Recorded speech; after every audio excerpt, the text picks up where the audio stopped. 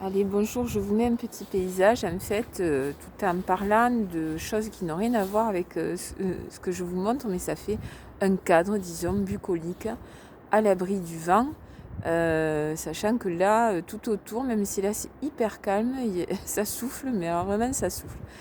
Donc là, je voulais vous parler, et en connaissance de cause vraiment, de l'alimentation dans la spiritualité, en fait. Quel est le rôle de l'alimentation pour pouvoir, disons, évoluer spirituellement, dégager aussi ses traumas, hein, toutes les souffrances et les traumas, les difficultés qu'on peut avoir au quotidien, les schémas en fait non résolus. Quel est le rôle en fait de l'alimentation et de l'hygiène alimentaire en fait globalement? Eh ben, c'est un rôle en fait qui est absolument fondamental. J'ai essayé de contourner par tous les moyens possibles et imaginables, de manière, je vais dire, extrêmement têtue et coriace et stupide, le fait de ne pas pratiquer, par exemple, le jeûne, ou même sans passer par le jeûne, mais avoir une alimentation frugale, suffisante mais frugale. J'ai essayé de contourner tout ce qui était, disons, boire de l'alcool, mais même pas en quantité, hein, mais voilà, en tout cas dans mon cas, tout ce qui est boisson alcoolisée, en fait, ça ne va pas. Donc j'ai testé beaucoup de choses pour essayer de contourner en fait et de pouvoir continuer à manger un peu tout et n'importe quoi, pouvoir continuer à boire un verre de vin, deux ou trois de temps en temps. Et je dois vous dire, et même le café, hein, la consommation de café, d'excitants en fait globalement. Et ce que j'ai pu constater, c'est que au niveau d'une spiritualité qui vise vraiment, disons, quelque chose de très divin, hein, je vais dire vraiment divin, dans le sens vraiment la connexion au divin, pur et dur, hein, c'est-à-dire à l'absolu, tout en haut, hein, vraiment, eh bien, ça ne va pas du tout ensemble et ça fait énormément souffrir. C'est-à-dire que si on n'a pas une hygiène alimentaire stricte, eh bien, on va beaucoup souffrir. On va répéter en permanence les mêmes schémas relationnels, les mêmes souffrances en fait, et on va faire du surplace, voire même régresser fortement. Donc oui, l'alimentation est intimement liée à l'évolution spirituelle ou à la libération au niveau des souffrances qu'on peut avoir, qui sont des souffrances en lien par exemple avec des traumas. Hein, eh bien, si vous ne réglez pas votre alimentation, vous allez tourner en rond, tourner en rond, tourner en rond et reproduire à l'infini toujours les mêmes schémas. Donc c'est une chose à régler. Et vraiment, comme je disais, j'ai essayé de contourner au maximum, d'essayer de compenser ceci.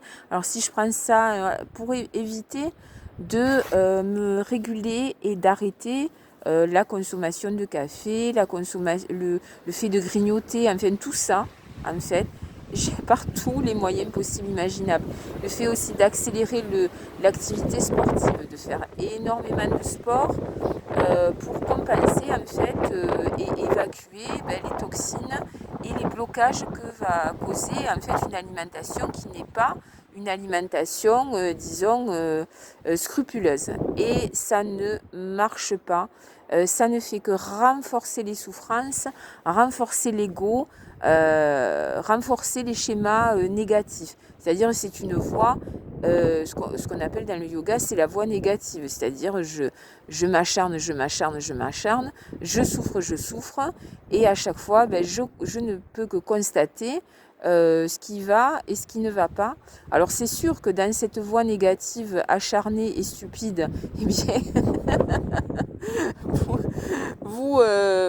plus le temps passe et plus vous voyez en fait, vous avez une vue très, disons, mécanique hein, de pourquoi ça bloque, comment ça bloque, à quel moment ça bloque. Ah là, c'est clair que vous savez, puisque c'est toujours la même chose qui revient, donc au bout d'un moment, vous êtes obligé de le constater.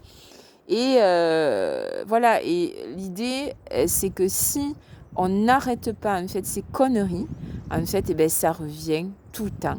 Hein, c'est vraiment, même en accélérant le sport, même en changeant de lieu de vie, même en dormant plus ou moins, ou ceci ou cela, ça ne peut pas fonctionner en fait. Je ris tout en souffrant, vous voyez. Donc, oui, vous avez tout intérêt, en fait, si vous voulez avancer dans votre vie spirituelle, dans votre vie au quotidien, en fait, à tout point de vue, hein, puisque tout est lié, vous avez tout intérêt à changer radicalement votre alimentation. Si vous constatez, en fait, les dégâts au jour le jour, année après année, décennie après décennie, eh bien, c'est que on vous avait prévenu, il fallait pas, et vous avez continué. Et là, ben, il faut arrêter.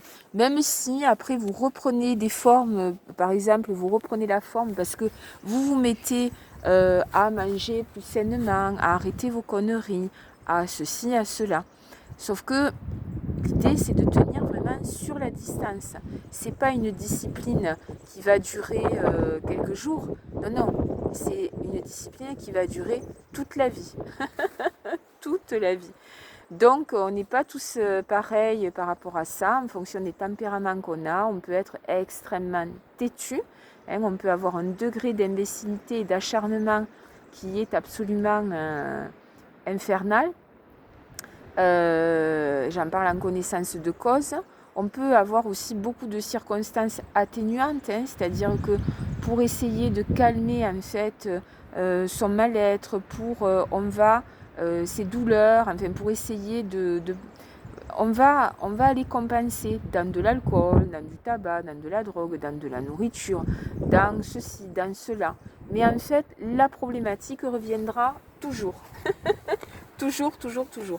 Donc, quand on dit que la base, c'est l'alimentation, eh bien, effectivement, la base de qui nous sommes, en fait, et disons, de toute notre vie, de toute notre structure, en fait, physique, mais aussi de tout ce qui entoure le corps physique et qui découle, en fait, du corps physique, à savoir le corps astral, le corps mental, le corps spirituel, tout est intimement relié. Et notre vie, en fait, au quotidien, même nos réussites et nos échecs, au niveau matériel, au niveau professionnel, tout ça, en fait, est vraiment relié à une base qu'on appelle l'alimentation.